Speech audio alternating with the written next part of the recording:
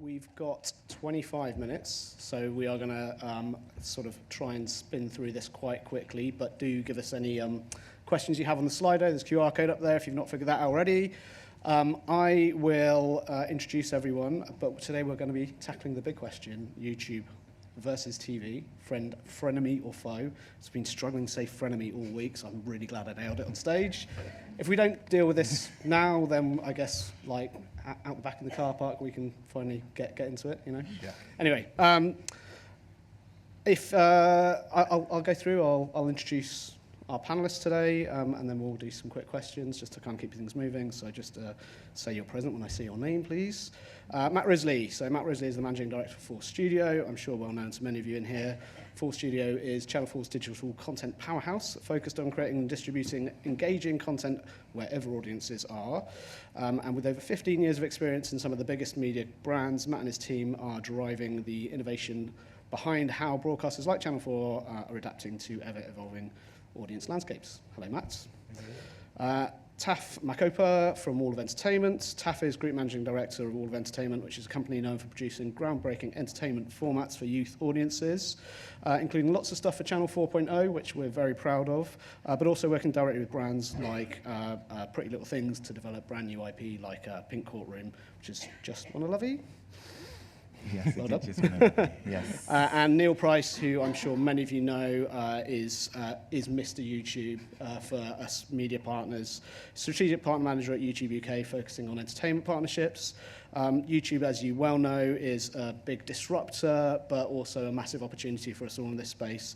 And I would say that Neil has been instrumental in building bridges between us traditional lot and the new platforms. So, first question. Sure sounds like a friend.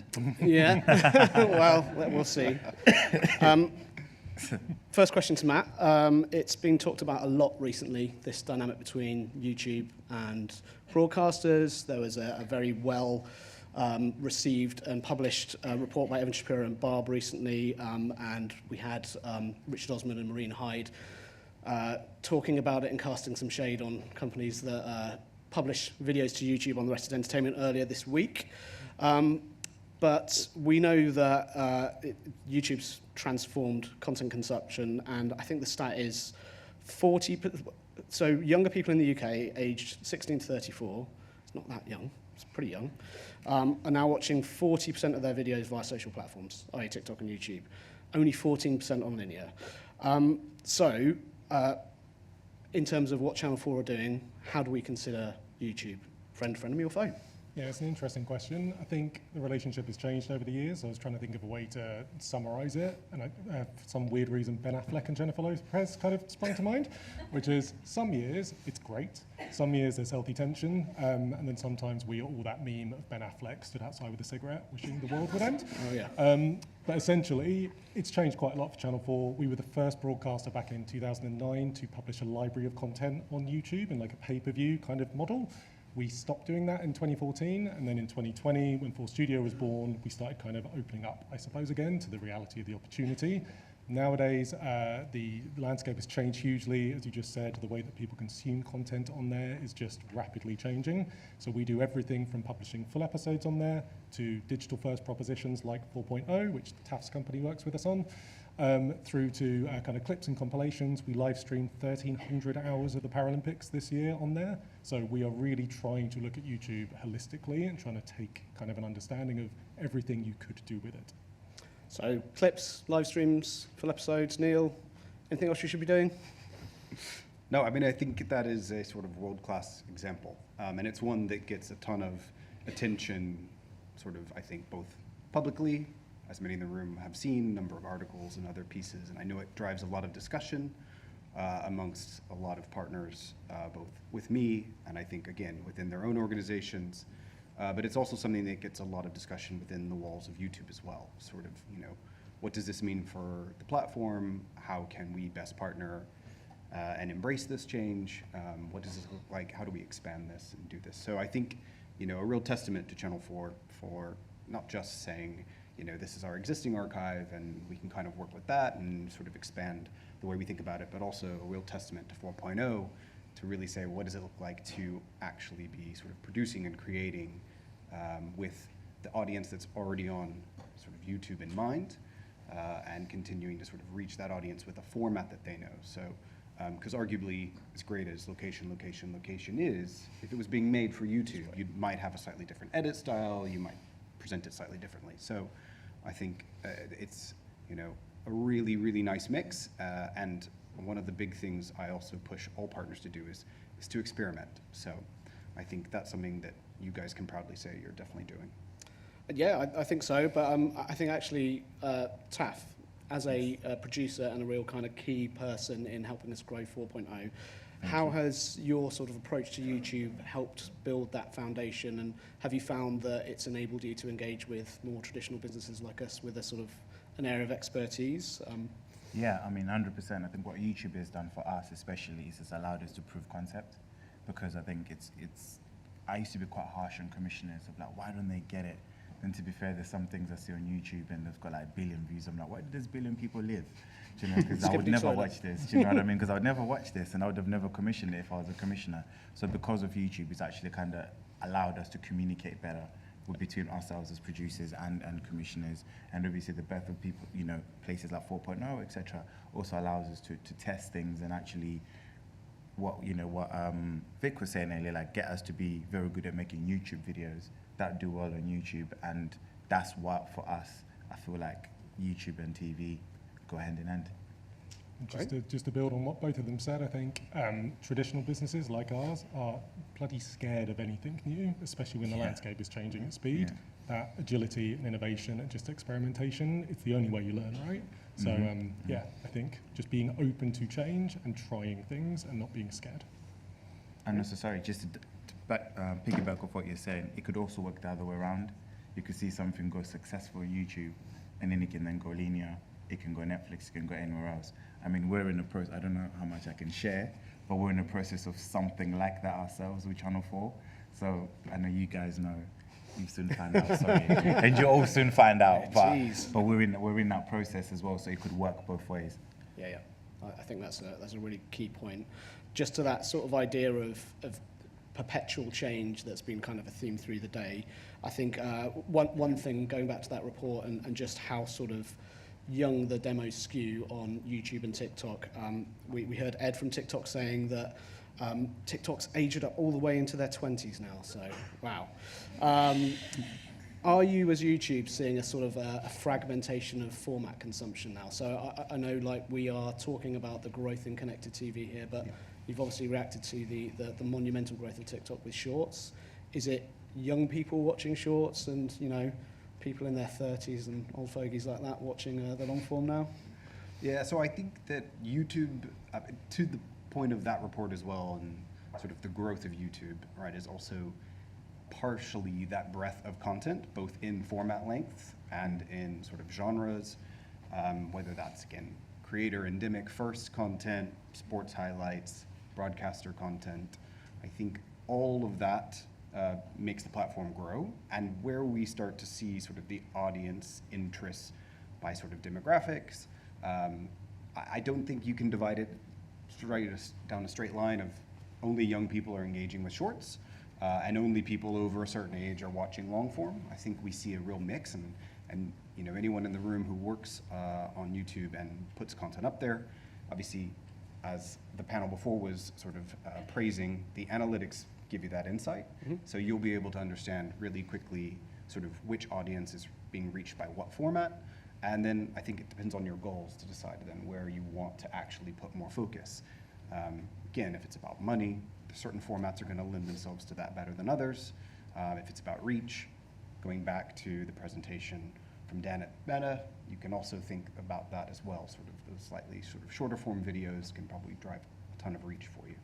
Do you see any standout producers or creators sort of balancing that multi-format approach and really sort of understanding the different user journeys? Yeah, so I think what we have found was, you know, unlike some of the other sort of short form platforms, there was an existing cohort of very large established creators. So I think there was probably a bit of cautious experimentation to start of where does this make sense. So I think you see a lot of people choosing to test Shorts perhaps standalone, separate from what they're doing in terms of their longer formats. And I also think, to the point that was made before in the panel before around experimentation as well, maybe you experiment in the short space before you commit to funding something for full-on sort of long-form format. You try to understand, does this have legs? Is there engagement? Is there interest in this? So I think standout creators, not particularly.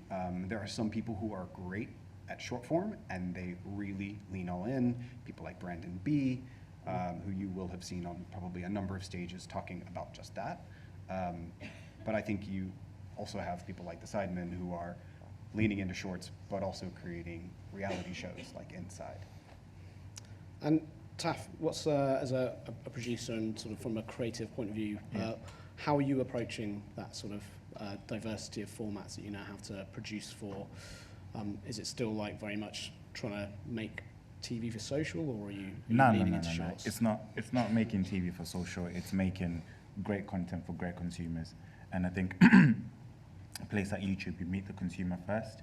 So you know, sorry, pardon me. So you understand that, look, it doesn't need to look like a TV show. It doesn't need to flow like a TV show. It just needs to flow like a piece of content that the consumers are going to engage with and the consumers that live on that platform.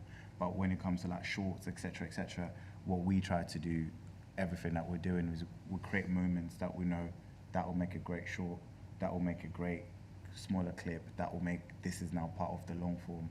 So it's all part of telling the story. So it's like, how can I tell you to come and watch this longer form video? I think when I say long form, now I don't even know the difference between short form and long form anymore. Because sometimes 10 minutes is long form, I don't know anymore. But the longer video that you've done, how can I tell you that in 30 seconds?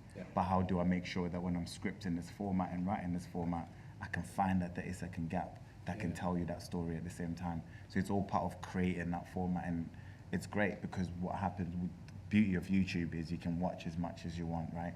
And you don't have to pay an extra $14.99 unless you don't want ads. But I know you don't have to pay an extra money to get all of that stuff done. You can just see the different formats and see what works and see people's comments and see people's engagement. So yeah, that's what it's done for us. Just to bounce off that, I think it's interesting. That's why so many TV companies are scared of YouTube or just don't want to get involved. It's exhausting, right? Trying to think about that many things at once and trying to work out how they actually work together. And to bounce off something someone said in the last panel, it changes all the time. So it's like, it's trying to stop being as binary as going, this is creator content, this is TV content. It's good content for the right audiences. People have different need states. I'm going to watch something different in the bath on my phone than I am sat at home when I whack on a connected TV thing, right? So it's kind of, you need to try to play in all those spaces and lean into what is right for you as a business. And how are you finding that mix sort of emerging within 4 Studio and Channel 4 on the social side? What is the right mix of, you know, clips, shorts, TikToks, long form, live, originals? The really annoying answer is it differs. So it completely depends on kind of the audiences that we've got. There are some amazing people in the room who have been responsible for our YouTube strategy over the last couple of years, but we've like essentially doubled the amount of channels that we have. Some of those channels are purely shorts, some of those are purely full episodes, some are a mixture of everything. And it's understanding again, well, what's the content you have to play with, what's the strategy you want in regards to getting new content and who the audiences you want to feed. And are you finding that the sort of portfolio of channels has a different purpose for each channel? I mean, is it pure kind of revenue? Is there marketing involved? I mean, no, Channel 4 is a bit of a unique beast because we're a commercially funded PSP, so everything we do, it doesn't have to be about revenue. So it is kind of as much about reach and views, but also working out how to monetize it as best as possible. And I think someone mentioned it in the last session, but you know, you can't really monetize a short. If you do, you get about 50p for like 1 billion views. So understanding where your revenue targets are and how all those different content types feed into the mix will depend on where you probably put your focus. So it's probably a bit more than 50p for 1 billion views. But yeah, let's not get Please the fifth. I can't speak to individual performance. On monetization though, it's a really interesting one. And Taff, I mentioned in the introduction your sort of your branded approach that you're going into now. There's been this sort of mad shift in ad spend over the last 10 years or so, and we're seeing traditional go-to digital platforms sometimes the sort of the on-platform monetization isn't quite what I think media companies hope it is. How are you sort of tackling that? Are you getting enough money from YouTube directly to go out and be creative and try new ideas, or are you really waiting for commissioners to come along and write a check, or working with the brand, or a mixture? It's definitely a mixture. But one thing I can say is what YouTube has done, in just outside of making us be able to build a business just from monetization on the platform, is it's created a whole heap of commissioners that don't live in television world. So all the brands are commissioners. So if you look at a brand like JD, for example, they work with X amount of different production companies, and I'm having to go pitch to JD to be able to be on there. So they've become another channel 4 for us. So in terms of like how that money works is you need your JDs of this world, you need your Foot Asylums of this world, you need your POTs of this world, and your 4.0s, and your BBCs, and everyone else. So what it's done, it's opened up the monetization world, it's opened up the market, because YouTube has kind of become like, like back in the days when TV had like showers and it was like black and white and you just had to go 3 different channels. It's become one of those 3, and then all of these commissioners live on there. So outside of just monetization from AdSense, you then get product placement from brands where they say, look, we don't have a lot of money, we can't sponsor your whole video, here's X, can we have our water in there? That's one. And then another one is like someone like POT that say to us, look, can you create something for a channel and make our channel more relevant? And you end up finding yourself in the United States filming a show that started in the UK for it. So it's kind of opened up different ways for producers like myself to be able to earn. And are you, do you find your approach to creating content for brands hugely different for a commissioner for a 4.0, for instance? I mean, where does the sort of the creative control land when you're responding to a brand rather than a commissioner? I think when I'm responding to like 4.0, I just care about what's going to make Sasha go, wow, that's a great idea, right? We all care about that. Yeah, and that's my concern. But when I'm speaking to a brand, I'm more concerned about this brand really empowers women. Okay. How in this content am I empowering women? This brand really is about fitness, is about this. How in this format am I sending that message? And is this the most entertaining and engaging way for people to engage with that messaging from a brand? So it's 2 different things. Yes, it might be the best idea, but if it doesn't empower women, it doesn't really work. But if it's just a brilliant idea and it's inclusive, then yeah, I hope Sasha says yes and signs a check and I get it done. I think that's where the tension comes in between YouTube and TV, right? The landscape has changed so much. Content is funded by brands, can still be really bloody good content. Yeah, and I think that's what it comes down to, is the kind of the pie is being shared by more people now, both in regards to viewers, but also in regards to who is funding and making this content. It doesn't really matter. Good content is good content. And in terms of that funding and the money that's involved, YouTube, obviously, I think we all know about the kind of AdSense YouTube partner program. How's that developed recently, and what other options are there for us to make cash on the platform? Yeah. So I mean, I think at a sort of foundational level, as great and as wonderful and as sort of heartwarming as it is to hear all these great statistics about YouTube is so big, YouTube is so successful, the truth is YouTube is successful because our creators and our partners are succeeding, right? That's part of it. So the whole foundation is built on sort of when our partners and creators succeed, so do we, so we share that revenue. The engine behind that has been advertisement, but we also appreciate that depending on the size of the channel, depending on the creator's focus areas, their topics, those things might not be as ad friendly, but maybe they still have a big audience. So we offer things like memberships, we offer things like super thanks. We try to give a range of different tools, but also as we see broadcasters and more sort of traditional players coming onto the platform and really thinking about YouTube from a serious distribution perspective, we have for qualified partners, we have the partner sales program, which effectively says you already have some really core competencies in an in-house sales team and direct relationships with agencies and advertisers. So we empower you to go forth and sell your inventory. So if you're unhappy with the sort of performance you're seeing, we try to afford that level of control and autonomy back to the partners to make the most of their presence on the platform. And I mean, we are one of those partners. So we do social partner sales, similar to our kind of TV model, I suppose, where we can help people sell ads against their content. And it has been a paradigm shift for us, I suppose, internally in regards to understanding the value of the kind of money you can make from some of these views. All views are not equal. You cannot monetize everything the same way. I think everyone knows that. But it's been a big change for us actually internally to educate and then also work out how we kind of extend that into the market. Great, fantastic. So, got a nice spiky question from Slido here. Is putting full episodes on YouTube accelerating audiences moving away from more profitable O&O streaming models? Oh, I've never heard that before. We don't think so. Yeah. So from what we have seen from the data, at the moment, it looks like these audiences are additive and not cannibalistic.